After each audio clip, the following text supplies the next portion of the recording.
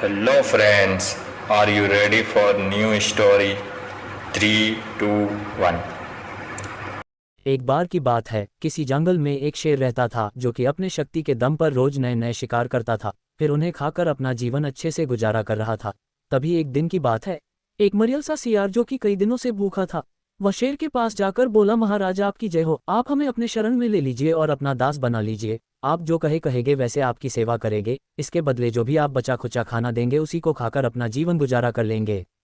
सियार की ये सब बातें सुनकर शेर को दया आ गई और फिर सियार को अपने सेवा के लिए रख लिया, और इस तरह शेर जो कुछ भी शिकार करता था उसके खाने के बाद जो कुछ भी बचता था सियार को खाने के लिए दे देता था, जिसे खाकर धीरे धीरे मोटा ताज़ा हो गया। और फिर वह सियार खुद को शेर के इतना ही ताकतवर भी समझने लगा था।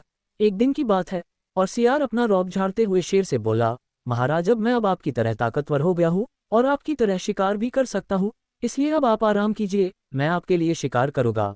सियार की सब बातें सुनकर शेर को यकीन आ गया कि सियार को अपने अंदर घमंड आ गया है, लेकिन फिर भी शेर ने उस सियार को समझाते हुए बोला, तुम भले ही पहले की तुलना में मोटे ताजे हो गए हो, लेकिन शेर जितना तुम्हारे अंदर ताकत नहीं आ सकती है, इसलिए तुम शिकार करने की बात छोड़ दो और जो शिकार करोगा उसी से अपना गुजारा करना। लेकिन उस घमंडी सियार को शेर की ये सब बातें तनिक भी पसंद नहीं आई, और फिर सियार बोला, महाराज आज मैं आपके लिए शिकार करता हूँ, आप मेरे साथ आइए, मैं आपको आज अपनी ताकत दिखाता हूँ। फिर सियार और शेर एक ऊंची पहाड़ी पर गए जहाँ नीचे उन्हें ढेर सारी अपने झुंड में दिख रहे थे। फिर सियार बोला, महाराज आप देखते जाए, आज मैं अपने से कई गुने बड़े जानवर का शिकार करके दिखाता हूँ। ये बात सुनकर वह शेर सियार को एक बार फिर से समझाने की कोशिश किया, लेकिन वह ताकत के घमंड में चूर सियार शेर की एक न सुनी।